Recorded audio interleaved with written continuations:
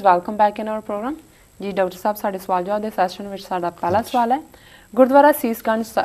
ਸਾਹਿਬ ਅਨੰਦਪੁਰ ਸਾਹਿਬ ਵਿਖੇ ਨਰਿੰਦਰ ਮੋਦੀ ਦਾ ਜਨਮ ਦਿਨ ਮਨਾਇਆ ਗਿਆ ਹੈ ਇਸ ਬਾਰੇ ਤੁਹਾਡੇ ਕੀ ਵਿਊਜ਼ ਹਨ ਇਸ ਬਾਰੇ ਤਾਂ ਲੱਖ ਲਾਨਤ ਇਹ ਤੋਂ ਸ਼ੁਰੂ ਕਰੀਏ ਜੀ ਦੇਖੋ ਇਤਿਹਾਸ 'ਚ ਕਈ ਇਸ ਕਿਸਮ ਦੇ ਗੁਨਾਹ ਕੀਤੇ ਨੇ ਕੁਝ ਲੋਕਾਂ ਨੇ ਜਿਨ੍ਹਾਂ ਨੂੰ ਅਸੀਂ ਬੀਤੇ ਵਾਲਿਆਂ ਨੂੰ ਯਾਦ ਕਰਦੇ ਹਾਂ ਫਰੀਦਕੋਟ ਦਾ ਪਹਾੜਾ ਸਿੰਘ ਸੀ ਜਿਹਨੇ ਅੰਗਰੇਜ਼ਾਂ ਨੂੰ ਜਾ ਕੇ ਦੱਸਿਆ ਕਿ ਜੀ ਸਿੱਖ ਤਾਂ ਜੰਗ ਦੇ ਮੈਦਾਨ 'ਚੋਂ ਚਲੇ ਗਏ ਤੇ ਅੱਜ ਤੱਕ ਅਸੀਂ ਸ਼ਾਹ ਮੁਹੰਮਦ ਦੁਹਰਾਉਂਦੇ ਹਾਂ ਕਿ ਜੀ ਪਹਾੜਾ ਸਿੰਘ ਸੀ ਯਾਰ ਫਰੰਗੀਆਂ ਦਾ ਨਾਲ ਸਿੰਘਾਂ ਸੀ ਉਸ ਦੀ ਗੈਰ ਸਾਲੀ ਉਹਨੂੰ ਅਸੀਂ ਕਰਸ ਕਰਦੇ ਹਾਂ ਜੀ ਡੋਗਰਿਆਂ ਨੂੰ ਹਮੇਸ਼ਾ ਅਸੀਂ ਕਰਸ ਕਰਦੇ ਹਾਂ ਧਿਆਨ ਸਿੰਘ ਗੁਲਾਬ ਸਿੰਘ ਸੁਚੇਤ ਸਿੰਘ ਕਿ ਉਹਨਾਂ ਨੇ ਕਿਵੇਂ ਸਾਜ਼ਿਸ਼ਾਂ ਕੀਤੀਆਂ ਔਰ ਖਾਲਸਾ ਰਾਜ ਜਿਹੜਾ 100 ਸਾਲ ਦੀ ਮਿਹਨਤ ਨਾਲ ਬਣਿਆ ਸੀ ਉਹ ਅੰਗਰੇਜ਼ਾਂ ਦੇ ਪੇਟੇ ਪਾਇਆ ਪਰ ਅੱਜ ਦੇ ਇਹ ਜਿਹੜਾ ਬਾਦਲ ਟੱਬਰ ਕੋੜਮਾ ਤੇ ਉਹਨਾਂ ਦੇ ਸਾਰੇ ਪਿਛਲੱਗ ਜਿਹੜੇ ਬੱਚੇ ਜਮੂਰੇ ਉਹਨਾਂ ਦੇ ਟੌਂਟ ਬਟੌਂਟ ਨੇ ਥੱਲੋਂ ਤੱਕ ਜੀ ਜਿਹੜੇ ਕਿ ਸਿੱਖੀ ਦੀਆਂ ਜੜ੍ਹਾਂ 'ਚ ਤੇਲ ਦੇ ਰਹੇ ਨੇ ਜਿਹੜੇ ਕਿ ਉਸ ਹਿੰਦੂਤਵਾਦ ਦੇ ਏਜੰਡੇ ਵਾਲੇ ਨਰਿੰਦਰ ਮੋਦੀ ਨੂੰ ਪ੍ਰਮੋਟ ਕਰ ਰਹੇ ਨੇ ਜਿਹਨੇ ਹਜ਼ਾਰਾਂ ਮੁਸਲਮਾਨਾਂ ਦਾ 2002 'ਚ ਜਿਹੜਾ ਉੱਥੇ ਕਤਲੇਆਮ ਕੀਤਾ 50,000 ਦੇ ਕਰੀਬ ਸਿੱਖ ਕਿਸਾਨ ਜਿਹੜੇ ਵਿਚਾਰੇ ਪੰਜਾਬ ਆ ਕੇ ਇਹਨਾਂ ਅਕਾਲੀ ਲੀਡਰਾਂ ਦੇ ਤਰਲੇ ਕਰਕੇ ਗਏ ਆ ਕਿ ਭਾਈ ਅਸੀਂ 1965 ਦੇ ਕੱਛ 'ਚ ਬੈਠੇ ਹਾਂ ਅਸੀਂ 40-50 ਸਾਲ ਦੀ ਮਿਹਨਤ ਤੋਂ ਬਾਅਦ ਅਸੀਂ ਇਸ ਥਾਂ ਨੂੰ ਜਿਹੜਾ ਆਬਾਦ ਕੀਤਾ ਸਾਨੂੰ ਬੇਘਰੇ ਕੀਤਾ ਜਾ ਰਿਹਾ ਵੀ ਜੇ ਗੁਜਰਾਤ ਹਾਈ ਕੋਰਟ ਨੇ ਫੈਸਲਾ ਸਾਡੇ ਹੱਕ 'ਚ ਦਿੱਤਾ ਹੈ ਇਹ ਮੋਦੀ ਸਰਕਾਰ ਜਿਹੜੀ ਹੈ ਸੁਪਰੀਮ ਕੋਰਟ ਚਲੀ ਗਈ ਔਰ ਨਾਰੀਕੇ ਵਰਗਾ ਉਹਨਾਂ ਨੇ ਪ੍ਰੋਮਿਨੈਂਟ ਵਕੀਲ ਕੀਤਾ ਹੋਇਆ ਜੀ ਇਹਦੇ ਬਾਵਜੂਦ ਬਾਦਲ ਉੱਥੇ ਜਾ ਕੇ ਕਹਿ ਆਇਆ ਕਿ ਜੀ ਇਹ ਸਰਦਾਰ ਨਰਿੰਦਰ ਮੋਦੀ ਦਾ greatest leader of India Sukhbir ਨੇ ਕਿਹਾ ਜੀ ਇਹ ਤਾਂ ਕਾਂਗਰਸ ਨਾਲੋਂ ਘੱਟ ਫਿਰਕੂ ਹੈ ਔਰ ਜਿਹੜੀ ਖਬਰ ਦਾ ਤੁਸੀਂ ਜ਼ਿਕਰ ਕਰ ਰਹੇ ਹੋ ਜਿਹੜੀ ਸਭ ਤੋਂ ਪਹਿਲਾਂ ਪੰਜਾਬ ਸਪੈਕਟਰਮ ਨੇ ਹੀ ਮੈਨੂੰ ਈਮੇਲ ਕੀਤੀ ਉਹਨਾਂ ਨੇ ਇਹ ਕਿ ਉਹਦੇ 'ਚ ਇਹ ਹੈ ਵੀ ਗੁਰਦੁਆਰਾ ਸੀਸਗੰਜ ਅਨੰਦਪੁਰ ਸਾਹਿਬ 'ਚ ਹੈ ਇਹ ਉਹ ਸੀਸਗੰਜ ਹੈ ਗੁਰੂ ਤੇਗ ਬਹਾਦਰ ਸਾਹਿਬ ਦੀ ਸ਼ਹਾਦਤ ਦਿੱਲੀ 'ਚ ਹੋਈ ਚਾਂਦਨੀ ਚੌਂਕ ਜਿੱਥੇ ਗੁਰਦੁਆਰਾ ਸੀਸਗੰਜ ਮੌਜੂਦ ਹੈ ਭਾਈ ਜੈਤਾ ਜੀ ਰੰਗਰੇਟੇ ਗੁਰੂ ਕੇ ਬੇਟੇ ਗੁਰੂ ਤੇਗ ਬਹਾਦਰ ਸਾਹਿਬ ਦਾ ਸੀਸ ਲੈ ਕੇ ਆਲ ਦਾ ਵੇ ਦਿੱਲੀ ਤੋਂ ਅਨੰਦਪੁਰ ਸਾਹਿਬ ਆਏ 9 ਵਰਿਆਂ ਦੇ 10ਵੇਂ ਪਾਤਸ਼ਾਹ ਦਸ਼ਮੇਸ਼ ਪਿਤਾ ਨੇ ਆਪਣੇ ਪਿਤਾ ਦੇ ਸੀਸ ਨੂੰ ਰਿਸੀਵ ਕੀਤਾ ਔਰ ਉਸ ਥਾਂ ਦੇ ਉੱਤੇ ਸੰਸਕਾਰ ਕੀਤਾ ਇਸ ਲਈ ਸੀਸਗੰਜ ਦੋ ਨੇ ਇੱਕ ਤਾਂ ਚਾਂਦਨੀ ਚੌਂਕ ਦਿੱਲੀ 'ਚ ਹੈ ਇਹ ਸੀਸਗੰਜ ਅਨੰਦਪੁਰ ਸਾਹਿਬ 'ਚ ਹੁਣ ਇਸ ਮੁਕਾਮ ਦੇ ਉੱਤੇ ਬੀਜੇਪੀ ਔਰ ਅਕਾਲੀ ਔਰ ਪਿਕਚਰ ਵੀ ਲੱਗੀ ਹੈ ਉਹਨਾਂ ਨੇ ਨਰਿੰਦਰ ਮੋਦੀ ਦਾ ਜਨਮ ਦਿਨ ਮਨਾਇਆ ਸ਼ਾਇਦ 64ਵਾਂ ਉਹਦਾ ਜਨਮ ਦਿਨ ਹੈ ਉਹਦੀ ਮਾਂ ਗੀਤਾ ਦੇ ਰਹੀ ਹੈ ਉਹਨੂੰ ਉੱਥੇ ਦਿੱਲੀ 'ਚ ਜਾਂ ਗੁਜਰਾਤ ਜਿੱਥੇ ਵੀ ਹੋਏ ਤੇ ਇਹ ਗ੍ਰੰਥੀ ਸਿੰਘ ਅਰਦਾਸ ਕਰ ਰਿਹਾ ਹੈ ਕਿ ਜੀ ਉਹਦੀ ਤੰਦਰੁਸਤੀ ਔਰ ਕਾਮਯਾਬੀ ਤੇ ਅਸੀਂ ਕਿਵੇਂ ਇਸ ਗੱਲ ਨੂੰ ਮੁਆਫ ਕਰਾਂਗੇ ਔਰ ਜਿਹੜੇ ਕੇਸਗੜ੍ਹ ਸਾਹਿਬ ਦੇ ਨਵੇਂ ਥਾਪੇ ਜਥੇਦਾਰ ਗਿਆਨੀ ਮੱਲ ਸਿੰਘ ਨੇ ਉਹ ਕਹਿੰਦੇ ਜੀ ਮੈਂ ਤਾਂ ਅਨੰਦਪੁਰ ਸਾਹਿਬ 'ਚ ਨਹੀਂ ਹੈਗਾ ਮੈਨੂੰ ਨਹੀਂ ਪਤਾ ਹੈ ਵੀ ਪਿੱਛੇ ਕੀ ਹੋ ਰਿਹਾ ਸ਼ਹਿਰ 'ਚ ਸੋ ਇਹ ਜਿਹੜੇ ਇਤਿਹਾਸਕ ਗੁਨਾਹ ਨੇ ਇਹ ਕਦੇ ਮੁਆਫ ਨਹੀਂ ਹੁੰਦੇ ਔਰ ਇਹ ਗੱਲ ਹੁਣ ਕਿਵੇਂ ਅਸੀਂ 140 ਮਿਲੀਅਨ ਹਿੰਦੁਸਤਾਨ ਦੇ ਮੁਸਲਮਾਨਾਂ ਦੀਆਂ ਅੱਖਾਂ 'ਚ ਅੱਖਾਂ ਪਾ ਕੇ ਕਹਿ ਸਕਾਂਗੇ ਕਿ ਸਾਡੇ ਨਾਲ ਨਵੰਬਰ 84 'ਚ ਜੋ ਕੁਝ ਹੋਇਆ ਅਸੀਂ ਜੋ ਤੁਹਾਡੇ ਨਾਲ ਹੋਇਆ ਉਹਦੇ ਨਾਲ ਹਮਦਰਦੀ ਕਰਦੇ ਕਿਉਂਕਿ ਅਸੀਂ ਤਾਂ ਕਾਤਲ ਦੇ ਨਾਲ ਖੜੇ ਅਸੀਂ ਕਿਵੇਂ ਗੁਜਰਾਤ ਦੇ ਉਹਨਾਂ ਉਜੜੇ ਸਿੱਖ ਕਿਸਾਨ ਆਪਣੇ ਭਰਾਵਾਂ ਦੀਆਂ ਅੱਖਾਂ ਵਿੱਚ ਅੱਖਾਂ ਪਾ ਕੇ ਕਹਿ ਸਕਾਂਗੇ ਕਿ ਜੀ ਸਾਨੂੰ ਤੁਹਾਡੇ ਨਾਲ ਹਮਦਰਦੀ ਹੈ ਤੁਹਾਨੂੰ ਉਜਾੜਿਆ ਜਾ ਰਿਹਾ ਜਿੱਥੇ ਇਸ ਕਿਸਮ ਦੀਆਂ ਕਰਤੂਤਾਂ ਕਰਨ ਵਾਲੇ ਨੇ ਸੋ ਮੇਰਾ ਖਿਆਲ ਹੈ ਇਤਿਹਾਸ ਨੇ ਵੀ ਮੁਆਫ ਨਹੀਂ ਕਰਨਾ ਭਵਿੱਖ ਦੀਆਂ ਜਨਰੇਸ਼ਨਸ ਨੇ ਵੀ ਨਹੀਂ ਕਰਨਾ ਪਰ ਜੇ ਅਸੀਂ ਇੱਕ ਮੂਕ ਦਰਸ਼ਕ ਬਣੇ ਹੋਏ ਹਾਂ ਜਾਂ ਅਸੀਂ ਬਿਲਕੁਲ ਅਸੀਂ ਵੀ ਅਣਖ ਗੈਰਤ ਲਾਈ ਹੋਈ ਹੈ ਤਾਂ ਫਿਰ ਇਸ ਲਈ ਮੈਂ ਹੁਣ ਕੀ ਸ਼ਬਦ ਕਵਾਂ ਇਸ ਤੋਂ ਵੱਧ ਕੇ ਹੋਰ ਕੋਈ ਜਿਹੜੀ ਹੈ ਉਹ ਡੀਜਨਰੇਸ਼ਨ ਦੀ ਗੱਲ ਨਹੀਂ ਹੋ ਸਕਦੀ ਜੀ ਡਾਕਟਰ ਸਾਹਿਬ ਸਾਡਾ ਅਗਲਾ ਸਵਾਲ ਹੈ ਭਾਰਤ ਦੇ ਪ੍ਰਧਾਨ ਮੰਤਰੀ ਮਨਮੋਹਨ ਸਿੰਘ ਦੀ 27 ਸਤੰਬਰ ਨੂੰ ਪ੍ਰਧਾਨ ਓਬਾਮਾ ਨਾਲ ਹੋਣ ਵਾਲੀ ਮੁਲਾਕਾਤ ਸੰਬੰਧੀ ਦਿੱਲੀ ਵਿੱਚ ਅਮਰੀਕਾ ਦੇ ਡਿਪਟੀ ਡਿਫੈਂਸ ਸੈਕਟਰੀ ਨਾਲ ਭਾਰਤ ਦੇ ਸੀਨੀਅਰ ਅਧਿਕਾਰੀਆਂ ਦੀਆਂ ਮੁਲਾਕਾਤਾਂ ਹੋਈਆਂ ਇਸ ਬਾਰੇ ਤੁਹਾਡੇ ਕੀ ਕਮੈਂਟਸ ਹਨ ਦੇਖੋ ਅਮਰੀਕਾ ਦੇ deputy secretary defence mister Ashton B Carter ਅੱਜ ਕੱਲ੍ਹ ਦਿੱਲੀ ਗਏ ਹੋਏ ਨੇ ਉਹਨਾਂ ਨੇ defence secretary R K Mathur foreign secretary Sujata Singh ਤੇ ਬਾਕੀਆਂ ਦੇ ਨਾਲ ਗੱਲਬਾਤ ਕੀਤੀ ਹੈ ਕਿਉਂਕਿ ਮਨਮੋਹਨ ਸਿੰਘ ਨੇ 27 ਸਤੰਬਰ ਨੂੰ ਓਬਾਮਾ ਨੂੰ ਮਿਲਣਾ ਹੈ ਵਾਸ਼ਿੰਗਟਨ ਡੀਸੀ ਦੇ ਵਿੱਚ ਹੁਣ ਇਹ ਗੱਲਬਾਤ ਕੀ ਹੈ ਇਹ ਟ੍ਰਿਬਿਊਨ ਦੀ ਅੱਜ ਦੀ ਸਟੋਰੀ ਹੈ ਕਿ ਉਹਨਾਂ ਨੇ ਆਲਰੇਡੀ ਅਮਰੀਕਾ ਨੇ $10 ਬਿਲੀਅਨ ਦੇ ਜਿਹੜੇ ਹਥਿਆਰ ਨੇ ਉਹ ਇੰਡੀਆ ਨੂੰ ਵੇਚੇ ਨੇ ਔਰ ਉਹਨਾਂ ਦੇ ਵਿੱਚ ਜਿਹੜੀ ਡੀਟੇਲ ਹੈ ਉਹ Apache attack helicopter Chinook heavy lift helicopters C-130 Hercules transport aircraft ਤੇ 145M 777 ਹੌਟਜ਼ਰ ਗਨਸ। ਜੀ ਸੋ ਹੁਣ ਵੀ ਇਹੀ ਕਹਿ ਕੇ ਆਣਗੇ ਇਹ ਕਿ ਜੀ ਦੱਸੋ ਤੁਸੀਂ ਹੋਰ ਕੀ ਖਰੀਦਣਾ ਹੈ।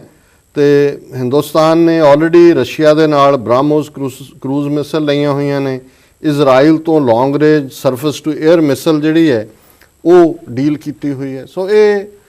ਹਿਊਮਨ ਰਾਈਟਸ ਔਰ ਦੂਸਰੇ ਤੀਸਰੇ ਇਸ਼ੂ ਤਾਂ ਬਹੁਤ ਵਾਰੀ ਪਬਲਿਕ ਕੰਜ਼ੰਪਸ਼ਨ ਲਈ ਹੁੰਦੇ ਨੇ। ਜੀ ਅਸੀਂ ਸਮਝਦੇ ਹਾਂ ਕਿ ਇਹ ਅਮਰੀਕਾ ਦੀ ਇਸ ਮਨਮੋਹਨ ਸਿੰਘ ਦੀ ਜਿਹੜੀ ਫੇਰੀ ਹੈ, ਜੀ ਇਹ ਜਿਹੜੀ ਅੜੇ ਹੋਏ ਕੁਝ ਨਿਊਕਲੀਅਰ ਡੀਲ ਅੜੀ ਹੋਈ ਹੈ ਜਿਹੜੀ ਅਮਰੀਕਾ ਦੇ ਉੱਤੇ ਲਾਇਬਿਲਟੀ ਦਾ ਪਾਰਟ ਹੈ, ਜੀ ਉਹਨੂੰ ਐਕਸਪੀਡਾਈਟ ਕਰਨਾ ਚਾਹੁੰਦੇ ਨੇ। ਹਥਿਆਰਾਂ ਦੇ ਅੱਗੋਂ ਸੌਦੇ ਹੋਣੇ ਨੇ। ਜੀ ਸੋ ਅਸੀਂ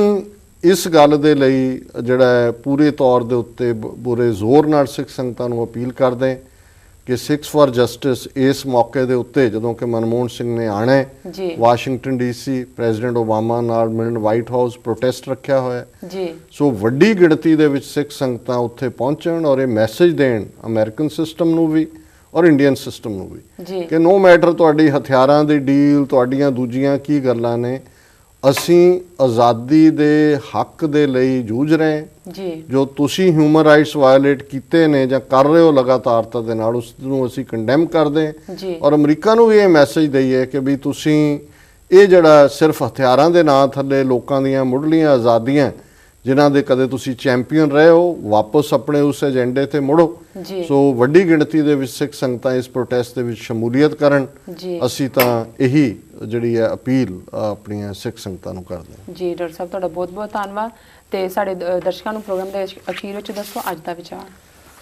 ਅੱਜ ਦੇ ਵਿਚਾਰ ਲਈ ਅਸੀਂ ਭਾਈ ਗੁਰਦਾਸ ਜੀ ਜਿਹੜੇ ਮਹਾਨ ਸਿੱਖ ਸਕਾਲਰ ਹੋਏ ਨੇ, ਜੀ ਗੁਰੂ ਗ੍ਰੰਥ ਸਾਹਿਬ ਜੀ ਦੀ ਆਦ ਬੀੜ ਉਹਨਾਂ ਨੇ ਲਿਖੀ, ਉਹਨਾਂ ਦੀਆਂ ਵਾਰਾਂ, ਉਹਨਾਂ ਦੇ ਕਵਿਤ, ਉਹਨਾਂ ਦਾ ਅਸੀਂ ਬੜਾ ਸਿਲਸਿਲੇਵਾਰ ਜਿਹੜਾ ਹੈ ਉਹਨਾਂ ਨੂੰ ਹਾਈਲਾਈਟ ਕਰਦੇ। ਜੀ ਅੱਜ ਕਵਿਤ ਨੰਬਰ 24 ਜਿਹੜਾ ਹੈ ਉਹ ਅਸੀਂ ਵਿਚਾਰ ਦੇ ਲਈ ਚੁਣਿਆ ਜੀ ਔਰ ਇਹਦੇ 'ਚ ਵੀ ਉਹਨਾਂ ਨੇ ਗੁਰੂ ਦੀ ਵਡਿਆਈ ਕੀਤੀ ਹੈ ਕਿ ਕਿਵੇਂ ਜਿਹੜਾ ਸਿੱਖ ਗੁਰੂ ਦੇ ਰਸਤੇ ਤੇ ਜਿਹੜਾ ਗੁਰੂ ਦੇ ਰਸਤੇ ਤੇ ਚੱਲਣ ਵਾਲਾ ਉਹ ਗੁਰਮੁਖ ਹੈ, ਉਹਦਾ ਮੂੰਹ ਗੁਰੂ ਵੱਲ ਹੈ, ਗੁਰਮਤ ਗੁਰੂ ਦੀ ਮੱਤ ਤੋਂ ਲੈਂਦਾ ਜੀ ਤੇ ਉਹਦੇ 'ਚ ਕੀ ਤਬਦੀਲੀ ਹੁੰਦੀ ਹੈ ਉਸ ਬਾਰੇ ਭਾਈ ਸਾਹਿਬ ਫਰਮਾਉਂਦੇ ਨੇ। ਗੁਰਮਤ ਸਤ ਕਰ ਚੰਚਲ ਅਚਲ ਭੈ ਮਹਾ ਮਲ ਮੂਤਰ ਧਾਰੀ ਨਿਰਮਲ ਕੀਨੇ ਹੈ। ਗੁਰਮਤ ਸਤ ਕਰ ਜੋਨ ਕੈ ਅਜੋਨ ਭੈ ਕਾਲ ਸੈ ਅਕਾਲ ਕੈ ਅਮਰ ਪਦ ਦੀਨੇ ਹੈ। ਗੁਰਮਤ ਸਤ ਕਰ ਹਉਮੈ ਖੋਏ ਹੋਏ ਰੇਨ ਤ੍ਰਿਕੁਟੀ ਤ੍ਰਿਬੇਨੀ ਪਾਰ ਆਪਾ ਆਪ ਚੀਨੇ ਹੈ। ਗੁਰਮਤ ਸਤ ਕਰ ਬਰਣ ਅਬਰਣ ਭੈ ਭੈ ਭ੍ਰਮ ਨਿਵਾਰ ਡਾਰ ਨਿਰਭੈ ਕੈ ਲੀਨੇ ਹੈ। ਜੀ ਕਿ ਜਿਹੜਾ ਗੁਰੂ ਦੀ ਮੱਤ ਲੈਂਦਾ ਹੈ, ਗੁਰੂ ਦੀ ਵਿਚਾਰ ਨੂੰ, ਗੁਰੂ ਦੀ ਬਾਣੀ ਨੂੰ, ਗੁਰੂ ਦੇ ਉਪਦੇਸ਼ ਨੂੰ ਸਤ ਕਰਕੇ ਆਪਣੇ ਜੀਵਨ ਦੇ ਅੰਦਰ ਧਾਰਨ ਕਰਦਾ ਹੈ। ਜੀ ਗੁਰਮਤ ਸਤ ਕਰ ਚੰਚਲ ਅਚਲ ਭੈ। ਫਿਰ ਜਿਹੜਾ ਚੰਚਲ ਮਨ ਹੈ, ਜਿਹੜਾ ਸ਼ੋਖ ਮਨ ਹੈ, ਜਿਹੜਾ ਇੱਕ ਥਾਂ ਤੇ ਟਿਕਦਾ ਨਹੀਂ, ਜੀ ਜਾਂ ਜਿਸ ਬਾਰੇ ਗੁਰਬਾਣੀ 'ਚ ਫਰਮਾਨ ਹੈ ਕਿ ਕਬਹੂ ਜੀੜਾ ਊਬ ਚੜਤ ਹੈ ਕਬਹੂ ਜਾਏ ਪਿਆਲੇ ਲੋਭੀ ਜੀਰਾ ਥਿਰ ਨਾ ਰਹਿਤ ਹੈ ਚਾਰੇ ਕੁੰਟਾਂ ਪਾਲੇ। ਕਿ ਕਦੇ ਅਸਮਾਨ ਤੇ ਜਾ ਚੜਦਾ ਹੈ ਮਨ, ਕਦੇ ਪਤਾਲ 'ਚ ਵੜ ਜਾਂਦਾ ਹੈ। ਜੀ ਇਹ ਲੋਭੀ ਜੀੜਾ ਜਿਹੜਾ ਹੈ ਇਹ ਟਿਕ ਕੇ ਨਹੀਂ ਬਹਿੰਦਾ ਜੀ ਔਰ ਗੁਰੂ ਸਾਹਿਬ ਨੇ ਫਰਮਾਇਆ ਕਿ ਇਸ ਮਨ ਖੁੱਟਹਰ ਕਾ ਨਹੀਂ ਵਿਸਾਸ। ਇਹ ਖੋਟਾ ਮਨ ਹੈ, ਇਹਦਾ ਭਰੋਸਾ ਕੀਤਾ ਨਹੀਂ ਜਾ ਸਕਦਾ ਕਿ ਕਦੋਂ ਉਚਾਣ ਤੋਂ ਇਹਨੇ ਪਤਾਲ ਦੇ ਵਿੱਚ ਜਾ ਵੜਨਾ। ਜੀ ਤਾਂ ਭਾਈ ਸਾਹਿਬ ਯਾਦ ਕਰਵਾਉਂਦੇ ਨੇ ਕਿ ਜੇ ਗੁਰੂ ਦੀ ਮੱਤ ਦੇ ਉੱਤੇ ਆਮਨਾ ਕਰੀਏ, ਉਹਨੂੰ ਸਤ ਕਰਕੇ ਮੰਨੀਏ, ਤਾਂ ਜਿਹੜਾ ਚੰਚਲ ਮਨ ਹੈ ਉਹ ਅਚਲ ਹੈ, ਉਹ ਸਟੇਬਲ ਹੋ ਜਾਂਦਾ ਹੈ, ਉਹ ਫਿਰ ਹਿਲਦਾ ਨਹੀਂ ਹੈ, ਉਹ ਪਾਰੇ ਦੀ ਤਰ੍ਹਾਂ ਥਿੜਕਦਾ ਨਹੀਂ ਹੈ। ਮਹਾ ਮਲ ਮੂਤਰ ਧਾਰੀ ਨਿਰਮਲ ਕੀਨੇ ਹੈ। ਇਹ ਸਰੀਰ ਮਲ ਤੇ ਮੂਤਰ ਦਾ ਸਟੋਰੇਜ ਹੀ ਹੈ ਤੇ ਜੇ ਗੁਰੂ ਦੇ ਬਚਨਾਂ ਤੇ ਅਮਨਾ ਹੋਏ ਤੇ ਇਹ ਜਿਹੜਾ ਗੰਦਾ ਸਰੀਰ ਹੈ ਮਲ ਮੂਤਰ ਨੂੰ ਧਾਰਨ ਵਾਲਾ, ਇਹ ਗੁਰੂ ਦੀ ਵਿਚਾਰ ਦੇ ਨਾਲ ਨਿਰਮਲ ਹੋ ਜਾਂਦਾ, ਬਿਨਾਂ ਮਲ ਤੋਂ ਹੋ ਜਾਂਦਾ। ਜੀ ਗੁਰਮਤ ਸਤ ਕਰ ਜੋਨ ਕੈ ਅਜੋਨ ਭੈ।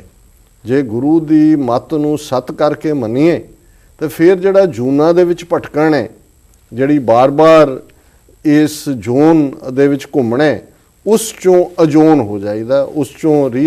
ਚੋਂ ਜਿਹੜਾ ਮਨੁੱਖ ਹੈ ਉਹ ਨਿਕਲ ਜਾਂਦਾ ਹੈ। ਜੀ ਕਾਲ ਸੈ ਅਕਾਲ ਕੈ ਅਮਰ ਪਦ ਦੀਨੇ ਹੈ। ਜੀ ਕਾਲ ਮੌਤ ਨੂੰ ਕਹਿੰਦੇ ਨੇ, ਅਕਾਲ ਮੌਤ ਰਹਿਤ ਕਹਿੰਦੇ ਨੇ, ਕਿ ਵੀ ਜਿਹੜਾ ਮੌਤ ਦਾ ਡਰ ਹੈ ਕਿ ਅਸੀਂ ਮਰਨਾ ਹੈ, ਜੇ ਗੁਰੂ ਦੇ ਵਿਚਾਰਾਂ ਦੇ ਉੱਤੇ ਅਮੰਨਾ ਹੋਏ, ਉਹਨਾਂ ਦੇ ਉਪਦੇਸ਼ ਤੇ ਫਿਰ ਇਹ ਮੌਤ ਦਾ ਡਰ ਖਤਮ ਹੋ ਜਾਂਦਾ ਹੈ। ਅਸੀਂ ਅਕਾਲ ਦਾ ਉਹ ਵਿਸ਼ਵਾਸ ਜਿਹੜਾ ਹੈ ਉਸ ਤੇ ਧਾਰਨੀ ਹੋ ਜਾਂਦੇ। ਅਮਰ ਪਦ ਦੀਨੇ, ਮਰਨਾ ਮਰਨ ਨੂੰ ਕਹਿੰਦੇ ਨੇ, ਮੌਤ ਨੂੰ, ਅਮਰ ਜਿਹੜਾ ਮਰਦਾ ਨਹੀਂ ਹੈ। ਜੀ ਸੋ ਫਿਰ ਸਾਡਾ ਉਸ ਨਾ ਮਰਨ ਵਾਲੇ ਅਕਾਲ ਦੇ ਉੱਤੇ ਜਿਹੜਾ ਦ੍ਰਿੜ ਵਿਸ਼ਵਾਸ ਹੁੰਦਾ ਹੈ ਔਰ ਸਾਡਾ ਮਨ ਜਿਹੜਾ ਹੈ ਮੌਤ ਦੇ ਡਰ ਤੋਂ ਨਿਕਲ ਜਾਂਦਾ ਹੈ। ਜੀ ਗੁਰਮਤਿ ਸਤ ਕਰ ਹਉਮੈ ਖੋਏ, ਜੇ ਅਸੀਂ ਗੁਰੂ ਦੀ ਮੱਤ ਨੂੰ ਸਤ ਕਰਕੇ ਮੰਨਦੇ ਤੇ ਫਿਰ ਜਿਹੜਾ ਸਾਰੀਆਂ ਬਿਮਾਰੀਆਂ ਦੀ ਜੜ ਹੈ ਹਉਮੈ, ਉਹ ਸਾਨੂੰ ਛੱਡ ਜਾਂਦੀ ਹੈ, ਉਸ ਤੋਂ ਅਸੀਂ ਖਹਿੜਾ ਛੁਡਾ ਲੈਂਦੇ ਹਾਂ। ਜੀ ਹੋਏ ਰੇਨ, ਜਦੋਂ ਹਉਮੈ ਨਿਕਲ ਗਈ, ਹਉਮੈ ਦਾ ਆਪੋਜ਼ਿਟ ਹੈ ਨਿਮਰਤਾ, ਰੇਨ ਮਿੱਟੀ ਨੂੰ ਕਹਿੰਦੇ ਨੇ। ਜੀ ਫਿਰ ਅਸੀਂ ਜਿਹੜਾ ਜਿਵੇਂ ਕਬੀਰ ਜੀ ਨੇ ਫਰਮਾਇਆ ਸੀ ਕਿ ਜਿਹੜਾ ਹਰ ਜਨ ਐਸਾ ਚਾਹੀਏ ਜੈਸਾ ਹਰ ਹੀ ਹੋਏ, ਜੀ ਹਾਂਜੀ, ਫਿਰ ਤਾਂ ਅਸੀਂ ਰੱਬ ਵਾਂਗ ਹੋ ਜਾਂਦੇ ਹਾਂ, ਹਉਮੈ ਨਿਕਲ ਜਾਂਦੀ ਹੈ ਔਰ ਸਾਡੇ ਅੰਦਰ ਨਿਮਰਤਾ ਆ ਜਾਂਦੀ ਹੈ। ਜੀ ਹੋ ਸਭਨਾ ਕੀ ਰੇਣੁਕਾ ਤੋ ਆਓ ਹਮਾਰੇ ਪਾਸ। ਜੀ ਗੁਰੂ ਅਰਜਨ ਸਾਹਿਬ ਦਾ ਫਰਮਾਨ ਹੈ ਕਿ ਪਹਿਲਾਂ ਮਰਨ ਕਬੂਲ, ਫਿਰ ਜੀਵਨ ਕੀ ਛੱਡ ਆਸ, ਹੋ ਸਭਨਾ ਕੀ ਰੇਣੁਕਾ। ਰੇਣੁਕਾ ਡਸਟ ਨੂੰ ਕਹਿੰਦੇ ਨੇ, ਖਾਕ ਨੂੰ ਕਹਿੰਦੇ ਨੇ, ਮਿੱਟੀ ਨੂੰ ਕਹਿੰਦੇ ਨੇ। ਨਿਮਰਤਾ ਦਾ ਮਤਲਬ ਹੈ ਜੀ ਕਿ ਪਹਿਲਾਂ ਉਹ ਆਪਣੇ ਆਪ ਨੂੰ ਉਸ ਨਿਮਰਤਾ ਦੇ ਵਿੱਚ ਲੈ, ਫਿਰ ਮੇਰੇ ਕੋਲ ਆ। ਗੁਰਮਤ ਸਤ ਕਰ ਹਉਮੈ ਖੋਏ ਹੋਏ ਰੇਨ, ਤ੍ਰਿਕੁਟੀ ਤ੍ਰਿਵੇਣੀ ਪਾਰ ਆਪਾ ਆਪ ਚੀਨੇ। ਇਹ ਹੁਣ ਤ੍ਰਿਕੁਟੀ ਮੱਥਾ, ਜਦੋਂ ਤੁਸੀਂ ਇਹਨਾਂ ਦਾ ਸਾਰਾ ਯੋਗ ਮਤ ਪੜੋ ਜੀ ਤੇ ਹੁੰਦਾ ਜੀ ਤ੍ਰਿਕੁਟੀ ਦੇ ਵਿੱਚ ਕਿਵੇਂ ਫਸੀ ਹੈ ਚੀਜ਼, ਧਿਆਨ ਤ੍ਰਿਕੁਟੀ ਦੇ ਵਿੱਚ ਲਾਓ। ਤ੍ਰਿਵੇਣੀ ਜਿਹੜੀ ਹੈ ਗੰਗਾ ਜਮਨਾ ਸਰਸਵਤੀ, ਉਹ ਤਿੰਨਾਂ ਦਰਿਆਵਾਂ ਜੀ ਨਹਾਈ ਜਾਂਦੇ ਨੇ ਜੀ ਕਿ ਸੂਰਜ ਗ੍ਰਹਿਣ ਨੂੰ ਇੱਥੇ ਨਹਾਓ, ਫਲਾਣੇ ਨੂੰ ਇੱਥੇ ਨਹਾਓ ਤਾਂ ਹੋਏਗਾ। ਤੇ ਭਾਈ ਸਾਹਿਬ ਕਹਿੰਦੇ ਨੇ ਜੇ ਉਸ ਤੇ ਵਿਸ਼ਵਾਸ ਆ ਜਾਏ ਤੇ ਤ੍ਰਿਕੁਟੀ ਤੋਂ ਵੀ ਛੁਟਕਾਰਾ, ਤ੍ਰਿਵੇਣੀ ਤੋਂ ਵੀ ਛੁਟਕਾਰਾ। ਤੇ ਅਖੀਰ ਚ ਕਹਿੰਦੇ ਨੇ ਗੁਰਮਤ ਸਤ ਕਰ ਵਰਣ ਅਵਰਣ ਪੈ। ਵਰਣ ਜਾਤ ਨੂੰ, ਜਾਤ ਪਾਤ ਨੂੰ ਕਹਿੰਦੇ ਨੇ ਜੀ ਕਿ ਫਿਰ ਜਾਤ ਪਾਤ ਦੀ ਉਸ ਕੈਦ ਚੋਂ ਵੀ ਛੁਟਕਾਰਾ ਹੋ ਜਾਂਦਾ ਹੈ। ਭੈ ਭ੍ਰਮ ਨਿਵਾਰ ਡਾਰ, ਡਰ ਵੀ ਨਿਕਲ ਗਿਆ, ਭਰਮ ਵੀ ਨਿਕਲ ਗਿਆ। ਜੀ ਨਿਰਭੈ ਕਹਿ ਲੀਨੇ ਹੈ, ਉਹ ਮਨੁੱਖ ਫਿਰ ਨਿਰਭੈ ਹੋ ਕੇ ਅਮਰ ਪਦ ਚ ਵਿਚਰਦੇ ਹੈ। ਮੌਤ ਦੇ ਡਰ ਤੋਂ ਬੇਪਰਵਾਹ ਸੰਸਾਰ ਦੇ ਅੰਦਰ ਜਨਮ ਮਰਨ ਤੋਂ ਰਹਿਤ ਹੋ ਜਾਂਦਾ ਹੈ, ਜਿਹੜਾ ਗੁਰੂ ਦੇ ਉਪਦੇਸ਼ਾਂ ਤੇ ਅਮੰਨਾ ਕਰਦਾ ਹੈ, ਜੀ। ਗੁਰੂ ਦੇ ਬਚਨਾਂ ਨੂੰ ਸਤ ਕਰਕੇ ਮੰਨਦਾ ਹੈ ਔਰ ਆਪਣੇ ਜੀਵਨ ਦੇ ਵਿੱਚ ਉਹਨਾਂ ਨੂੰ ਢਾਲਦਾ ਹੈ। ਜੀ ਡਾਕਟਰ ਸਾਹਿਬ, ਇਸ ਦੇ ਨਾਲ ਹੀ ਆਪਣੇ ਵਿਊਅਰਸ ਕੋਲ ਇਜਾਜ਼ਤ। ਵੀਅਰਸ, ਸਾਡੇ ਪ੍ਰੋਗਰਾਮ ਦਾ ਸਮਾਂ ਇੱਥੇ ਸਮਾਪਤ ਹੁੰਦਾ। ਤੁਸੀਂ ਆਪਣੀ ਰਾਏ ਤੇ ਸੁਝਾਅ ਸਾਨੂੰ ਭੇਜਣਾ ਨਾ ਭੁੱਲਣਾ ਸਾਡੇ ਇਸ ਪਤੇ ਤੇ sos@tv84.tv ਤੇ ਅਸੀਂ ਆਪਣਾ ਪ੍ਰੋਗਰਾਮ ਲੈ ਕੇ ਤੁਹਾਡੇ ਫਿਰ ਰੂਬਰੂ ਹੋਵਾਂਗੇ। ਤਦ ਤੱਕ ਲਈ ਸਾਨੂੰ ਆਗਿਆ ਦਿਓ। ਵਾਹਿਗੁਰੂ ਜੀ ਕਾ ਖਾਲਸਾ, ਵਾਹਿਗੁਰੂ ਜੀ ਕੀ ਫਤਿਹ।